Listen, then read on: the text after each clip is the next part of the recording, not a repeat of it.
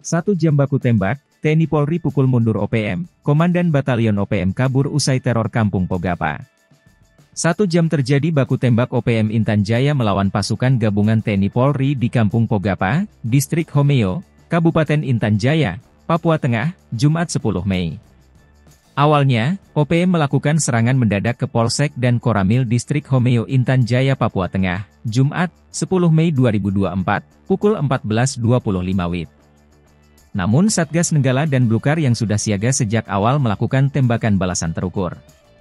Baku tembak tak terelakkan. OPM yang melakukan serangan lebih dulu, lalu pasukan TNI Polri hingga pukul 15.25 atau berlangsung 1 jam lamanya.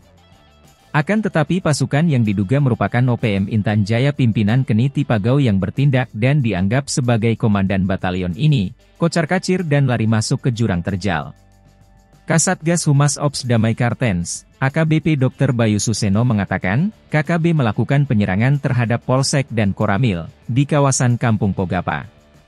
TNI sudah memantap para anggota OPM atau KKB itu dari jauh, beberapa anggota KKB yang sedang bersiap-siap untuk menyerang Polsek dan Koramil. Lalu OPM melakukan tembakan, dan menurut Bayu, TNI Polri melakukan tembakan balasan hingga kontak tembak berlangsung 1 jam. Namun setelah mereka kabur ke hutan. Dalam insiden tersebut tidak ada korban jiwa dari pihak aparat keamanan maupun warga sipil, ujarnya. Selanjutnya, 2 pasukan gabungan TNI Polri yakni Nenggala dan Blukar melakukan pengejaran.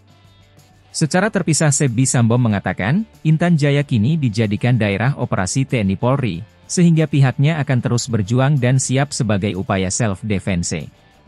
Perjuangan mereka didukung warga sipil yang ingin Papua merdeka.